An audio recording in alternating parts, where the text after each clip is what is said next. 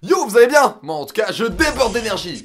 Bon, comme vous le savez, j'avais fait une vidéo sur Kengan Ashura. Alors j'avais été assez salé, mais j'avais vu que le premier épisode. Alors bien entendu, j'ai fini la saison, et là je suis obligé de donner mon avis sur l'animé, après avoir vu la saison en entier. Et c'est pas tout, parce que je me rends compte que cette saison, je me suis trompé sur 2 autres animés. Donc je me dis, pourquoi pas faire une vidéo où je te parle de ces 3 animés. 3 animés que j'ai surestimés ou sous-estimés.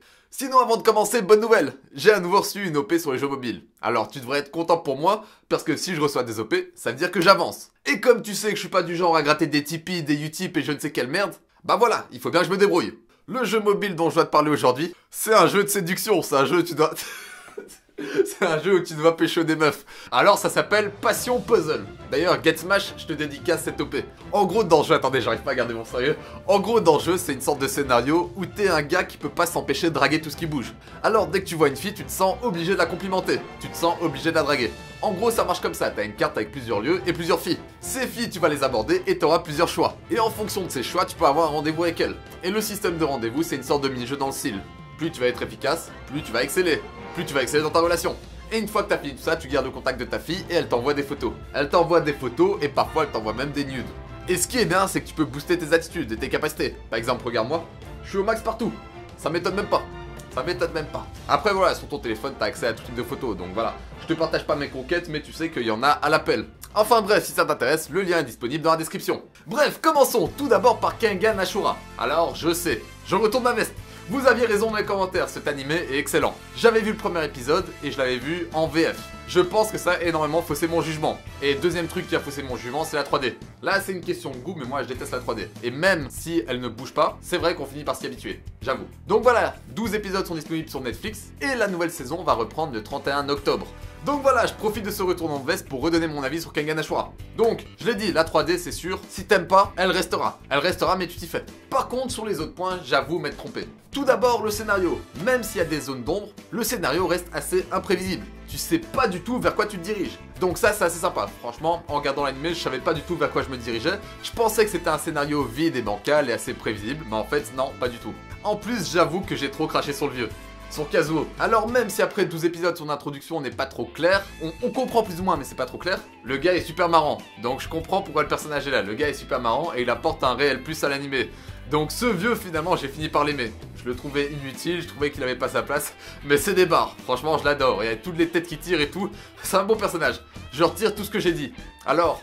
Pour l'instant, en 12 épisodes, on le voit pas se battre, je sais pas ce qu'il va faire, mais il évolue, le vieux évolue. Donc ça, c'est aussi un point intéressant à suivre. Par contre, pour le personnage principal, Oma, j'ai encore un peu du mal. Même après 12 épisodes, j'ai encore un peu du mal. On en apprend un peu plus sur lui, on apprend plus à le connaître, mais j'ai quand même un peu du mal. Peut-être parce que je suis un pro Baki. Donc pour moi, Baki, ça reste au-dessus de Kengan Ashura. Alors on me dit, il faut pas comparer les deux, mais si, ils sont clairement comparables. Baki et Kengan Ashura sont clairement comparables. D'ailleurs, Baki a clairement inspiré Kengan Ashura. Enfin bref, le dernier point que je voulais aborder, et ça c'était une grosse erreur de ma part, je trouvais dommage qu'il y avait trop d'humains à capacité surhumaine. Et je parlais de Baki justement en comparaison, j'avoue, j'ai parlé trop vite. Parce que dans Kengan Ashura, même si t'as des gars qui ont des capacités un peu chelous, un peu trafiqués, il y en a d'autres qui viennent de sports bien réels, et qui le mettent en avant assez bien. Et en plus, à la présentation de chaque combattant, c'est assez bien fait, t'as un narrateur, t'as des scènes qui représentent l'entraînement, l'histoire du combattant, etc. Moi j'aime bien. Mais bon, j'oublie pas qu'il y a un homme torpille et un gars qui se bat en arrachant de la chair au bout de ses doigts. Donc voilà, il y a des délires un peu spécial, mais on s'y fait. Il y a même un gars qui se bat avec des cheveux, dis-toi. Bref, ma conclusion de Kengan Ashura, il est beaucoup mieux que ce que je pensais. Il est vraiment très accrocheur. Si t'aimes bien tout ce qui est combat, si t'aimes bien tout ce qui est sang, violence, etc., ça envoie du lourd. D'ailleurs, sur les derniers épisodes, les scènes de violence sont incroyables. Je m'y attendais pas, donc j'en dis pas plus pour ceux qui n'ont pas vu. Mais franchement, vous allez être surpris. Donc voilà, merci à tous ceux qui m'ont mis une claque et qui m'ont dit « Mais vas-y, ferme ta gueule, va regarder les 12 épisodes. » Je vous ai écouté. Je vous ai écouté et ça valait le coup. Donc, merci. Deuxième animé sur lequel je me suis trompé. Alors là, j'avais forcé pendant 3-4 vidéos avec cet animé. C'est Damberu Nan Kilo Motelu. Alors, c'est un animé de musculation, il est cool, la majorité des conseils sont efficaces et sont justes, plus ou moins. Mais après 6 épisodes, j'avoue que j'ai ma dose. J'en peux plus de voir ces gamines. À longueur de journée. Franchement, tout tourne autour d'elles, c'est vraiment dommage. J'aurais aimé un vrai pratiquant qui fait de la musculation, mais vraiment avec l'objectif de progresser, tu sais, en mode shonen. Donc c'est marrant, il y a la touche d'humour, etc., mais c'est vite redondant. Surtout quand tu connais déjà ce dont il parle. Alors le point fort, c'est qu'il reste pas bloqué dans la musculation, il te parle d'énormément d'autres sujets, ça va de la boxe au bras de fer, on a vu, ça fait un peu de tout. Mais voilà, le gros point faible de cet animé, c'est que ça manque de motivation. C'est trop tourné à la dérision, moi ça me dérange. Moi, j'avais besoin d'un animé de musculation avec par exemple un gars faible qui fait tout pour devenir bodybuilder par exemple. Et donc qui est confronté aux problèmes de la vie, aux problèmes de la musculation, aux blessures, à la tentation du dopage, tu vois, ça aurait fait un putain d'animé. Donc Dambelou, Nankilo, Motelu, je pense que je vais arrêter. Honnêtement, je suis cash avec vous, désolé d'avoir forcé. Enfin, de toute façon, je devais en parler. J'ai forcé et je pense que ça valait le coup. Mais là, voilà, ça me chauffe plus trop donc. Basta! Et pour finir, troisième animé, donc là c'est pas un animé dont j'ai parlé, mais je l'ai clairement sous-estimé. Le nom, c'est Demon Slayer. Alors pourquoi je l'ai sous-estimé?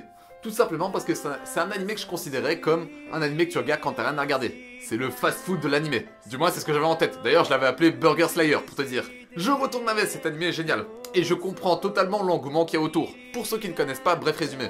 En gros, c'est l'histoire d'un frère et une sœur qui ont perdu toute leur famille. Leur famille a été bouffée par des démons. Et figure-toi que c'est pas tout parce que la sœur s'est aussi fait mordre par un démon et elle s'est transformée en démon. Son frangin va donc tout faire pour qu'elle se retransforme en humaine. En avançant dans son objectif, il va rencontrer des pourfendeurs de démons.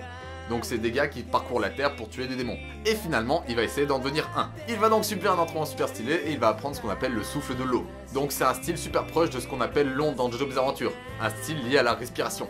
D'ailleurs, si vous voulez voir une vidéo sur son entraînement, dites-le dans les commentaires. Bref, cet animé est tout simplement incroyable, pour plusieurs raisons. Le scénario, même si personnellement je trouve qu'il y a des moments assez monotones, et c'est d'ailleurs pour ça que j'avais du mal à suivre, parce qu'il y avait des épisodes que je trouvais légèrement chiants, mais à contrario, t'as des épisodes qui boostent ton adrénaline, mais tu t'attends pas à ça. Vraiment, ça arrive comme ça, des scènes incroyables, l'OST, des graphismes de malades qui sortent d'un coup. Donc c'est clairement un animé qui joue avec tes nerfs. Tu sais pas sur quel pied danser avec. Regarde les épisodes et tu ne sais vraiment pas sur quoi tomber. C'est incroyable. L'histoire est super triste. Déjà rien qu'en parlant des deux protagonistes, t'as envie de savoir comment ça va finir. T'as envie de savoir comment son frangin va faire pour que cette démon survive. Est-ce qu'elle va finir par céder à la folie? Est-ce qu'elle va finir par se battre? Est-ce qu'elle va finir par changer? Est-ce qu'elle va choper des pouvoirs spéciaux? On n'en sait rien. Et c'est ça qui est génial. Et pour moi, c'est aussi super intéressant, ça va aussi du côté des antagonistes. Même si tu les vois comme des gros démons dégueulasses, tout méchants, etc., au final, t'arrives toujours à être triste pour eux. Et ça, c'est génial. T'arrives à avoir de l'empathie pour les démons. Enfin bref, j'ai aucune idée de où cet animé va me mener, mais je mise dessus. Pour l'instant, je mise dessus. Alors que je retourne ma veste. Mais bref, c'est un bon animé, OST, graphisme et histoire, tout est au top, donc je te le conseille. Donc voilà, aujourd'hui j'ai retourné ma veste 3 fois de suite. J'assume complètement. Et après tout, je suis pas un pro des animés, je suis juste un gars qui parle de manga dans une chambre. Donc qu'est-ce que tu veux de plus? D'ailleurs, j'ai besoin de votre avis. Qu'est-ce que vous pensez de Vinland Saga? On me le spam, mais j'ai regardé le premier épisode, je sais pas pourquoi, je me suis endormi. Sans vous mentir, le premier épisode m'a endormi, donc. Dites-moi ce que vous pensez de Vinland Saga dans les commentaires, est-ce que ça vaut le coup de continuer? Je vous ai écouté une fois, peut-être ça marchera une deuxième fois. Bref, en attendant la prochaine vidéo, mange bien, dors bien et entraîne-toi bien. Sur ce, Jam!